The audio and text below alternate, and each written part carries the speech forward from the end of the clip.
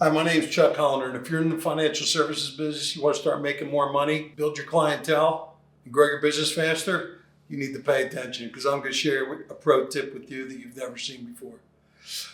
Here's what I know. Most of you big earners out there, even some of you younger guys and gals, your sales process is a process. You're selling off your intuition, your wisdom, and your experience. When someone does this, that you do that. What I'm going to teach you is how to codify your sales process.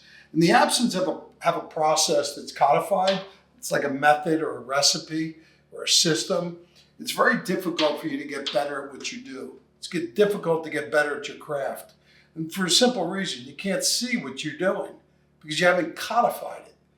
So when you think about it, this here, by the way, we've done this for you. We call this a red flag compass. But before we get to the compass, here's your sales cycle.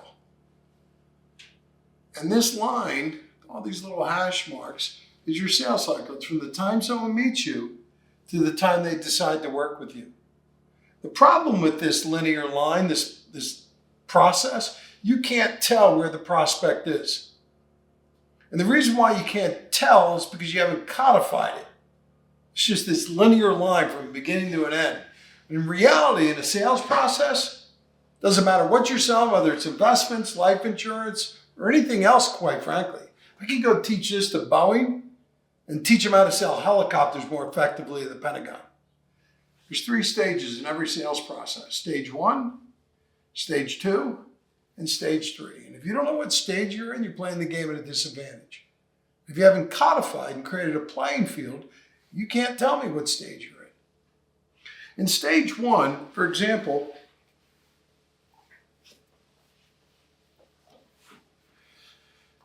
this is Stage 1. We call them quadrants. It's Quadrant 1. This is Quadrant 2. This is Quadrant 3. What you're looking at is the red flag compass. It's a model. It's how people make decisions towards change, and it recognizes needs evolve over time. Your prospective buyer at 12 o'clock is satisfied. They're totally happy with what they're doing, the planning that they've done. Happy with their investments or insurance if you're selling financial services. At 12 o'clock, they're satisfied. At 3 o'clock, they're aware. They're aware there's some issue, something's broken, something's outdated. They may not even know what it is, but they're aware. Maybe they know their plan's outdated. They haven't reviewed it in a while. They're not sure what makes it outdated, except the fact that it's time. They can't pinpoint the exact problem. They're aware. Over here, they're not aware. They know that there's a problem. They also understand the cost, the consequence, and risk in the absence of change. They've decided to fix it. Once they cross this line, 6 o'clock, right here, they go into Quadrant 3. Now they're looking at options. So this model is how we as human beings make decisions towards change. That allows me to codify the sales process for one simple reason, because a decision to change is a decision to buy. When you give a client advice, you're asking them to change from what they're doing to what you're recommending. And you're asking them that they need to make the decision to change, which is a decision to buy. And that's what this model represents. And we call it the red flag compass. So I've codified the sales process, whether you're selling investments, insurance, doesn't matter what you're selling. This is how human beings make decisions towards change. So let's break it down. Why are these quadrants different? In Quadrant 1, the buyer is asking you, why should I change? Why change? What I'm doing is pretty good. I got 10 million in the bank. My business is extremely profitable. I'm a big earner. You're asking, why should I change? Our investments, our insurance, we just got it done, or they're doing fine. Why should I change? In order to have that conversation, for you to even help them answer that, you need to understand what that client's looking to achieve. Second thing you need to understand are the roadblocks or the problems or the issues. In other words, what are the roadblocks interfering with what they're looking to achieve? What are the challenges that are interfering with their goals? And there's your reason to change. Because you said you wanted to accomplish this, and here's what's going on. So you've identified the roadblocks, or the problems, or the issues. that correlate to what they're looking to achieve. They're not just naked issues, because those aren't really problems. They're only become problems if they're interfering with something they're looking to achieve. So now you've brought the prospect from 12 o'clock to 3 o'clock. Now they're aware of an issue. This conversation is totally different. This is why we've codified and created this playing field. In Quadrant Two, the buyer's no longer asking why change. They're asking, why change now? What's the urgency? Okay, you help me understand why change. Now I need you to help me understand why now. What's the urgency?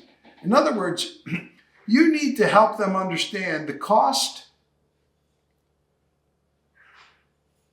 the consequence, or the risk in the absence of change. This quadrant here is the one we skip most often.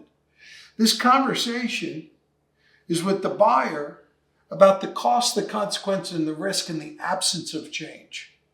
The mistake we often make is, now that we're aware of a problem, what we do is we violate how human beings make decisions towards change. As soon as we're aware of an issue, we put our freaking capes on and we fly over here to options and we start presenting sound advice.